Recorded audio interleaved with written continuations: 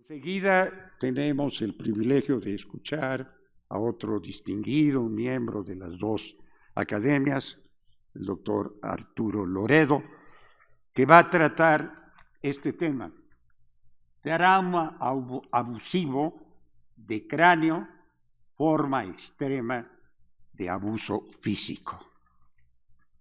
De la muy amplia trayectoria del doctor Loredo, permítanme que señale algunos hechos. Es médico, pediatra, internista, especialista en el estudio y atención integral del niño maltratado. Fundador y coordinador de la Clínica de Atención Integral al Niño Maltratado del Instituto Nacional de Pediatría. Fundador y coordinador del Centro de Estudios Avanzados sobre el Maltrato Infantil, Prevención del Instituto Nacional de Pediatría.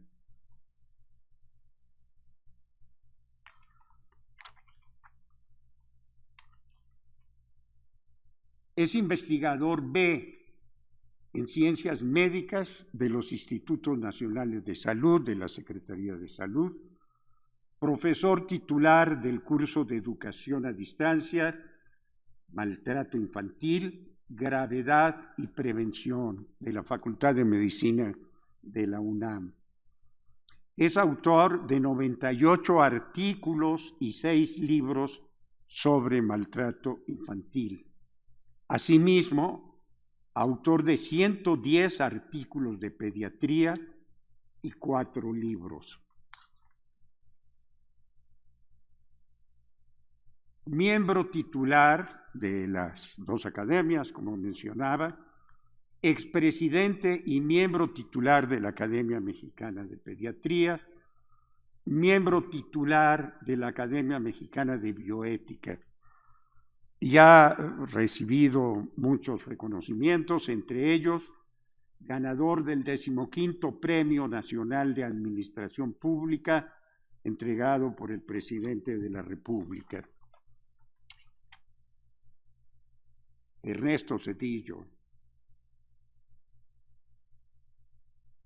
En la misma por esa misma obra, la Academia Mexicana de Pediatría le otorgó el premio Rafael Soto Allende de la mejor obra pediátrica en 1994. La Academia Nacional de Medicina de México le otorgó el premio Guillermo Salas Peiró por la actividad académica realizada con el grupo de la Clínica de Atención Integral al Niño Maltratado en el Instituto Nacional de Pediatría. La Fundación Glaxo Wellcome otorgó al doctor Loredo el primer lugar del Premio Nacional de Investigación por el trabajo Indicadores Clínicos y Sociales del Maltrato al Menor en el año 2002. La Academia Mexicana de Pediatría le otorgó también el premio Dr. Mario A. Torrella por su labor dentro de la pediatría mexicana y por su trabajo en el tema del maltrato infantil en el año 2020. Bienvenido, Arturo. Buenas tardes. Antes de empezar, yo quiero agradecer al doctor presidente de nuestra Academia Nacional de Medicina, Raúl Carrillo, por darle la oportunidad a los pediatras de expresar nuestros avances que tenemos en el manejo de este grupo etario, que nada más constituye el 33% de nuestra población, nada más. Al doctor Fabio Salamanca por la presentación de un servidor. Y como señalaste, Fabio, yo les voy a presentar este tema que me parece que hemos intentado difundirlo, pero poco se ha avanzado porque es muy difícil diagnosticarlo si no se piensa. Los ojos no ven lo que el cerebro no sabe. Y entonces trataré de abrirle los ojos a ustedes para que sepa ese cerebro de qué estamos hablando. El tema es el síndrome del niño sacudido, una forma extrema de abuso físico. Aprovecho para decirles algunos aspectos generales de lo que debe entenderse por maltrato infantil. Es un problema de salud pública mundial. O sea, no solamente ocurre en México, ocurre en todo el mundo. Y entonces es muy importante que sepamos que no solamente nosotros lo vamos a sufrir, lo vamos a enfrentar, sino lo ven en Estados Unidos, se ve en Europa, se ve en Asia, en cualquier parte del mundo, de diferente, más o menos igual, pero de diferente intensidad. Es un problema médico, social, legal de la humanidad. Esto quiere decir que no es nada más de los médicos el problema. Interviene la sociedad en diferentes formas y el área jurídica. Por lo tanto, todos estos casos que se diagnostican deben ser denunciados a la autoridad legal correspondiente para completar su manejo integral. De acuerdo con la clasificación internacional de las enfermedades de la CIE 11, ya no vamos a hablar de maltrato infantil, de síndrome de Kempe, de quién sé qué, cuantos términos que utilizábamos hace mucho. Ahora debemos decir, si diagnosticamos un caso probable, niño víctima de maltrato infantil. Y el maltrato infantil tiene 4 modalidades: abuso físico, abuso sexual, abuso psicológico y negligencia. Entonces nos llega un niño, por ejemplo, con lesiones y nosotros decimos que esas lesiones son consecuencia de una agresión física, pues decimos probablemente se trata de un caso de maltrato infantil manifestado por abuso físico.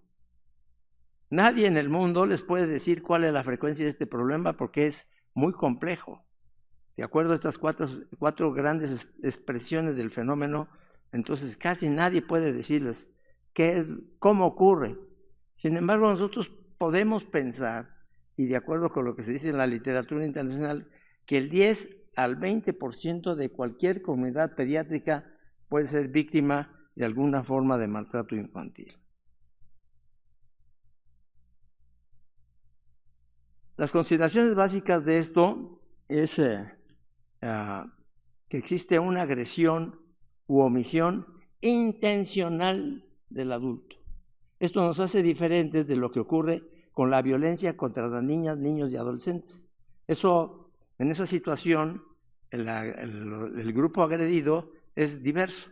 Aquí es específicamente una niña, un niño o un adulto que puede ser dañado desde el punto de vista psicobiológico, biopsicológico, y esta agresión es de severidad variable y de duración variable. Esto es muy importante. En algunos casos la duración llega hasta el final de la vida de la víctima en un momento dado y va a dar origen a un fenómeno de replicación transgeneracional del problema. Con este dibujo trato de mostrarles a ustedes cómo el agresor toma al bebito. Lo toma del tórax, lo sacude violentamente hacia adelante y hacia atrás, y la cabecita va para allá y para acá como badajo de campana, y obviamente se va lesionando el sistema nervioso central.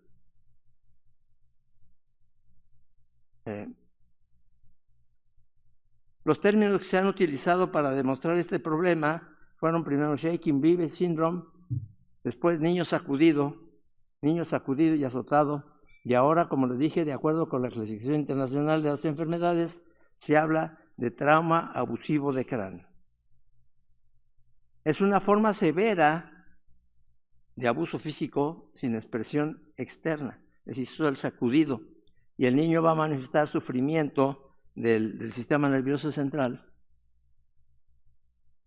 También entonces tenemos la forma severa de abuso físico sin expresión externa ósea, es decir, el niño va a manifestar sufrimiento del sistema nervioso central y de los ojos y de la retina fundamentalmente.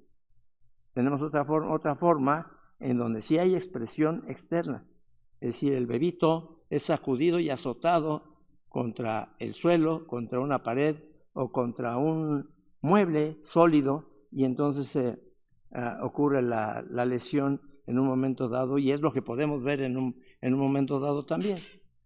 Este fenómeno ocurre, se ha descrito hasta menores de 5 años, pero lo habitual es que ocurra en el primero o en el segundo año de la vida. El mecanismo, como les dije, es aceleración y desaceleración del cráneo, que va para allá y para acá como badajo de campana, y esto daña el sistema nervioso central. Como consecuencia de este movimiento brusco, debido a la debilidad de los músculos del cuello, fundamentalmente, el cerebro sufre hipoxia. Hipoxia de grado y severidad variable, situación que da origen a edema cerebral, y esto condiciona la presencia de estrés oxidativo.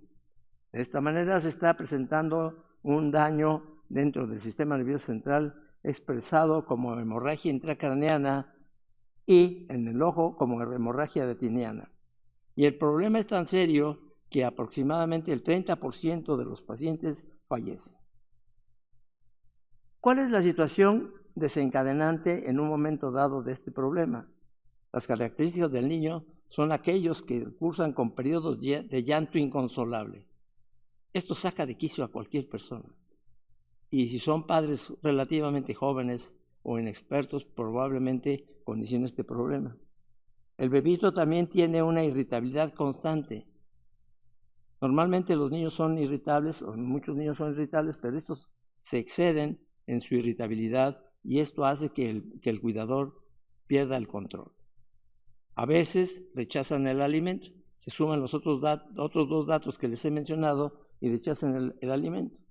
Y no hay cosa que le angustie más a una mamá y a veces a un papá que el niño no coma. Y entonces no quiere comer, a ver qué tiene. Y del adulto están presentes la presencia de estrés de los cuidadores, por muchas razones. Y ahora los padres jóvenes de veras están sometidos a un estrés que pues debemos de tomarlo en consideración cuando están frente a un bebito, frente a un niño. Y esta situación de estrés genera frustración y probablemente bajo control de impulsos. Y además, por ignorancia, manejan inadecuadamente a los niños. ¿Qué es la situación que puede causar que un niño llore tanto? Que tenga hambre, que tenga sed, que tenga calor, ahora que hemos tenido estas situaciones ambientales de tanto calor, o que tenga frío. Un día estaba yo en el consultorio en la tarde, ya como a las 7:30, y me habla una mamá diciendo que el niño no dejaba de llorar. La señora vivía ya por satélite, allá donde da vuelta al aire, y bueno, a veces Dios se acomide de esa gente, y entonces, bueno, dije, señora, esto, aquello, no quiere. Bueno, pues va a tener que venir hasta acá, nada más estoy en la colonia Nápoles, ahí voy, y ahí viene.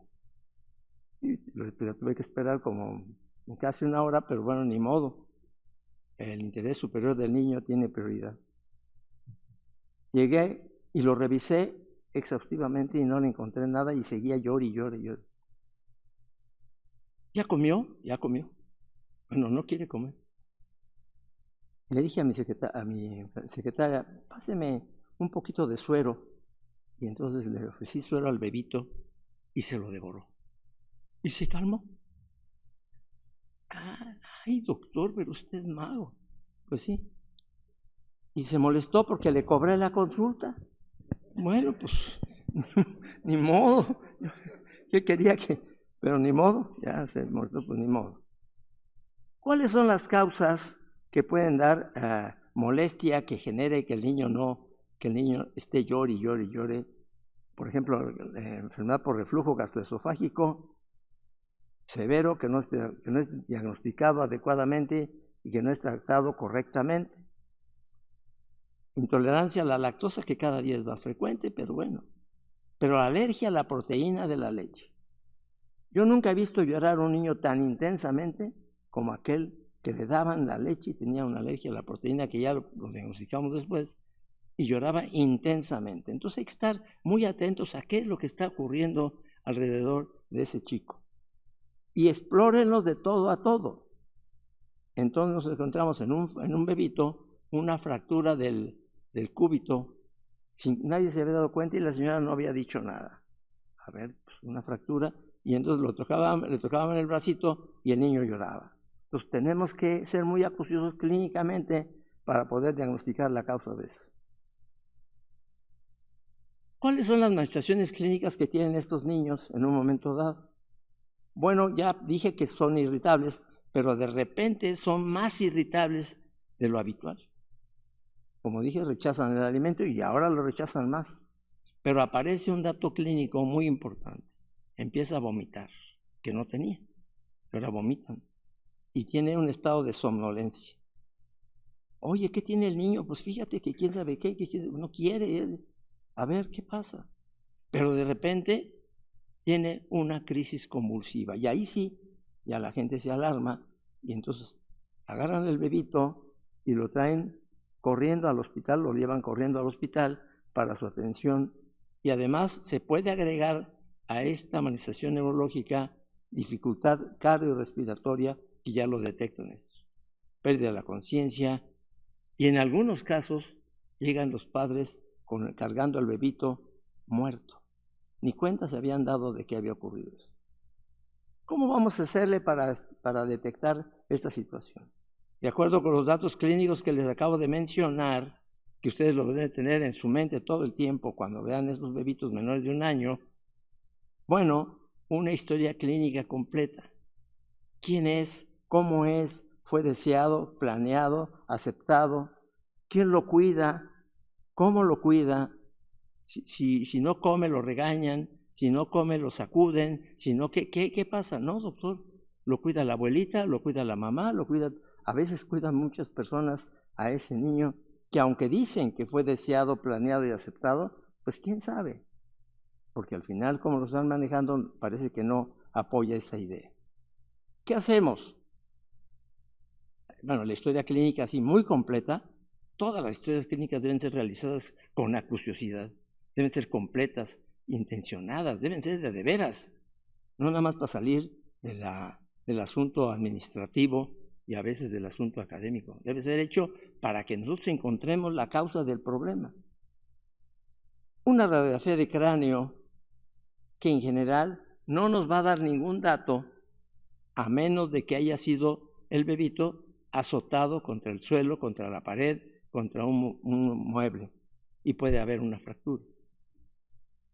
Pero también debemos tomar radiografías de extremidades, de costillas y de clavícula para ver si hay sufrimiento en esa parte, esas estructuras óseas del organismo. Porque con la fuerza con que sacuden al niño pueden generar fracturas costales y algunas veces fracturas de clavícula.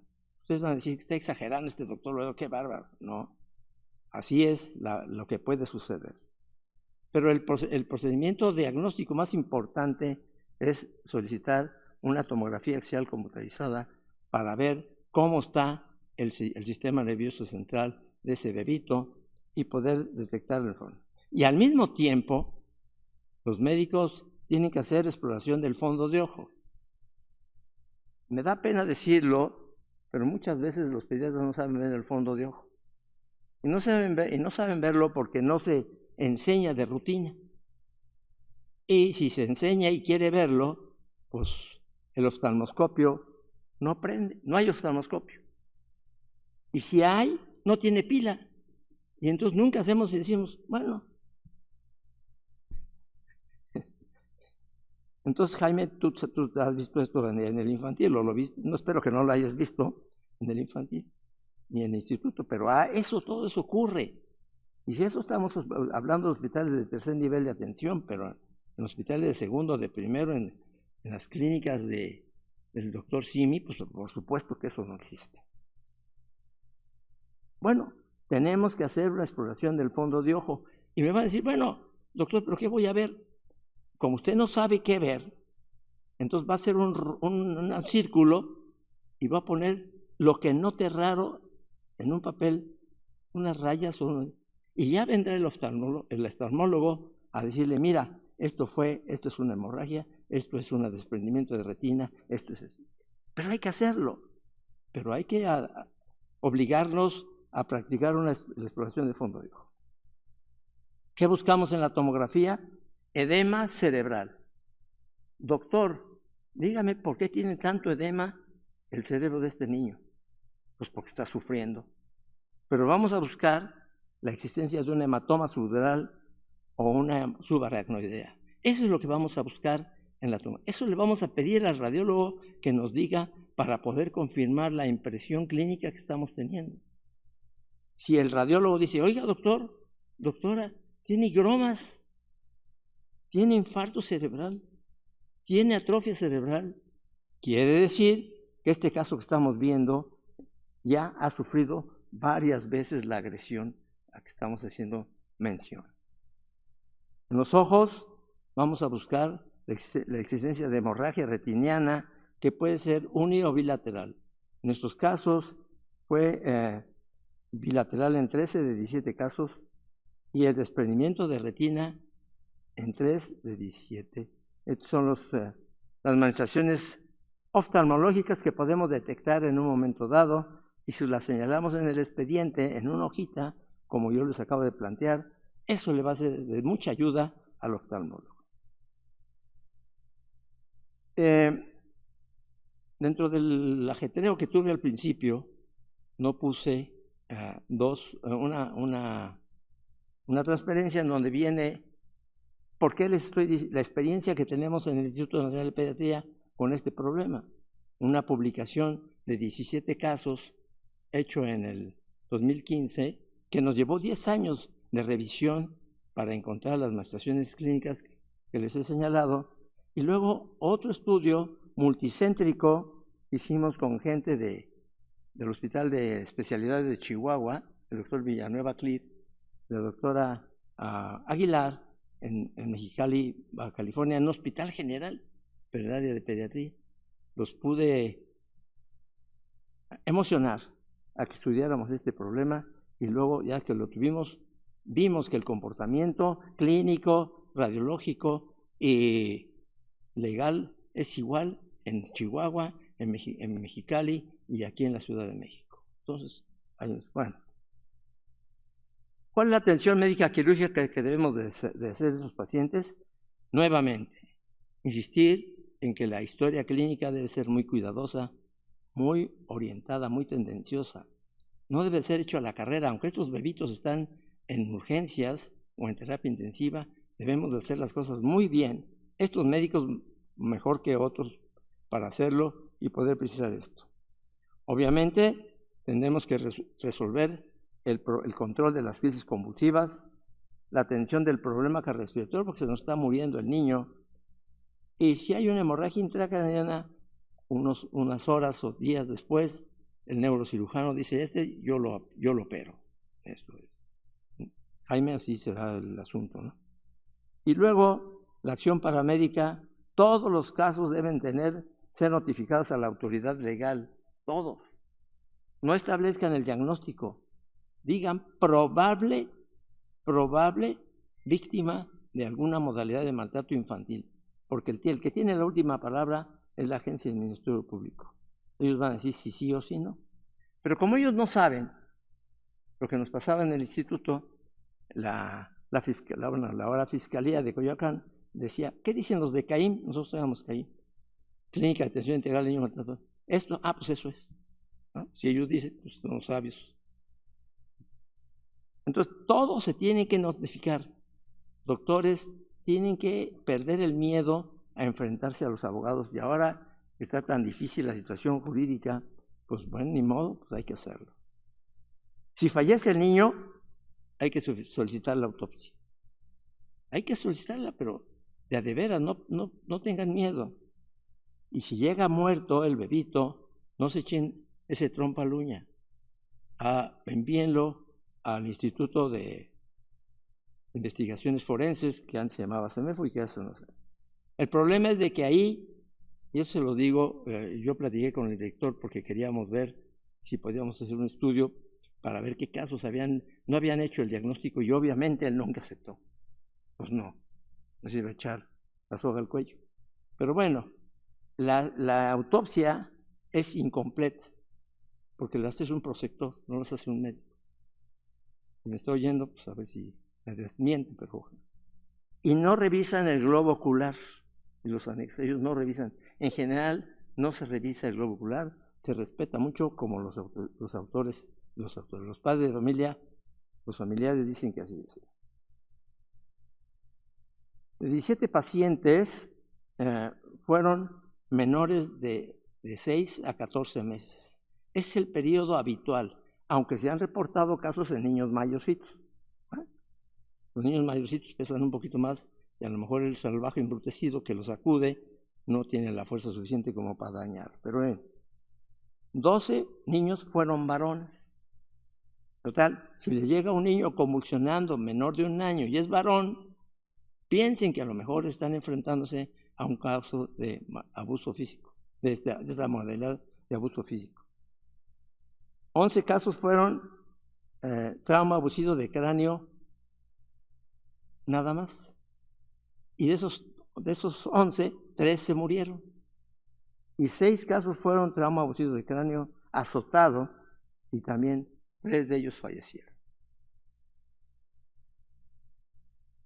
La historia familiar tiene que involucrar a quién cuida al niño. En la fase inicial es muy difícil precisar al agresor. Esto se logra establecer como se ha ido trabajando en el área jurídica del problema. Ya podemos decir, pues fue el señor, fue la señora, fue la niña, fue quién. Bueno, habitualmente el agresor es un varón, puede ser el padre, un padrastro, una pareja de la madre. Esos son terribles, pero en Estados Unidos, por ejemplo, las babysitters también son causantes de este problema. Aquí no, porque aquí no tenemos tanto. Pero la chica, pues pierde el control, es una chica adolescente que está ante una niña que está y la sacude y le causa el problema. Aquí, en Estados Unidos, aquí no. Yo creo que aquí no tuvimos ningún caso de eso. Y fíjense, de los 6 muertos, todos fueron varoncitos. Claro, la mujercita siempre es más resistente que los hombres. ¿Qué características tienen los padres? Son padres de 15, las madres de 15 a 30 años, con una media de 23, y los padres de 19 a 44 años con una media de 28. Uno piensa que ya estando los padres en una edad biológica adecuada para ser padre, pues probablemente pues nos pierden el control y no lo son. Pero bueno, de acuerdo con la casuística que tenemos de maltrato en general, está dentro de las edades de los que tienen estos pacientes. ¿Cuál es la condición civil? Unión libre, 11 casos. Bueno, ahora todo el mundo ya no hay bodas. 11 casos. Nadie se quiere casar. Ni quiere tener hijos, ahora tienen perrijos. Pero bueno. 3 eran casadas y 3 madres solteras. Eso sí vemos mucho madres solteras. Y luego se agrega un dato también, la existencia de diversos cuidadores. Ahí te lo encargo, ahí te lo dejo, ahí te quieres qué, ahí te quieres cuánto, y entonces no sabemos qué jabón patrocina a esos cuidadores. Entonces pueden ser tan inquietos, tan nerviosos, tan intolerantes, que la hacen. En disfunción de la pareja existe violencia familiar en 7 de 15 casos e historia de maltrato infantil en 8 de 10. Esto nunca lo buscamos, hay que buscarlo. A ver, usted señor, cuando fue chico le pegaron, sí, a mí me pegaron, pero a usted nada más, no, a todos. Esto ya no es maltrato. Si a ese específicamente le pegaban, probablemente sí. No, a mí no me daban de comer, a propósito, porque ¿qué? A mí no me mandaban a la escuela porque quién sé qué, porque era burro. Wow, ahí hay negligencia y hay intencionalidad para dañar a un niño. Si el diagnóstico no se establece, entonces obviamente no se notifica a la autoridad. Se sabe que a lo mejor, pues, pero no avisa. Y si el bebito vive, entonces regresa a su domicilio. Y probablemente pueda seguir siendo víctima de maltrato. Pero si fallece, el bebito se egresa y los familiares se llevan el cadáver y el caso se registra con un diagnóstico, sin un diagnóstico exacto. Pues no fue. No, es que murió de lo malo que se vio. No, pues no se puede. De paro cardiorrespiratorio, no, eso no. El diagnóstico establecido debe ser notificado a la autoridad legal, todos. Si el menor vive, queda a disposición de la autoridad para su atención integral.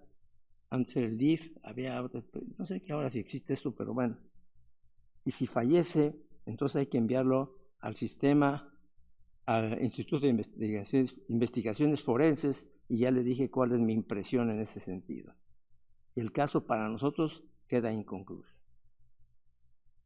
¿Cómo podemos hacer el diagnóstico diferencial? Bueno, la muerte súbita del lactante. ¿Muerte súbita? No. Esto hay que reunir una serie de datos clínicos que permiten establecer este diagnóstico. La existencia de acidemia glutárica, que tiene un cuadro clínico igualito a los niños, vemos a los niños sacudidos, pero que lo diagnosticamos en el tamiz metabólico. Bueno, ahora cuando se hace, ahora ya no se hace, porque un señor que vive allá en Chiapas, en Tabasco, dijo que no. Situaciones de angustia, espasmo del sollozo. ¿Qué hago? Y lo sacuden, lo meten al agua, le dan una nalgada.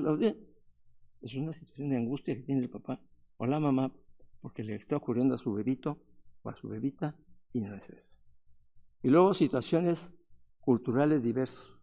Somos tan salvajes que los agarramos y los aventamos para arriba. Y este niño, vean, no sé si se ve ahí muy bien, no se ve muy bien, pero como Fernando Valenzuela, le dice, Dios, quítame de los brazos de este salvaje embrutecido, que si no me agarra, me voy a caer en el suelo y me voy a romper la cabeza. Y entonces esta persona se va a meter en un problema que aunque no quiera, va a tener que responder por las lesiones que tiene ese niño. No es maltrato, es negligencia o es un abuso de su actividad como padre. Si ustedes ven a una persona que está aventándolo o haciéndole volantín, aunque no sean médicos, intervengan y díganle y explíquenle que eso no se puede hacer con un niño porque pueden dañarlo y ellos se pueden meter en un problema médico legal muy importante. Por lo tanto, el mensaje final, nunca sacudas a un niño. Yo les quiero agradecer a ustedes su asistencia y su atención y espero que haya despertado el conocimiento sobre esta problemática tan grave en los niños y en los niños fundamentalmente. Gracias.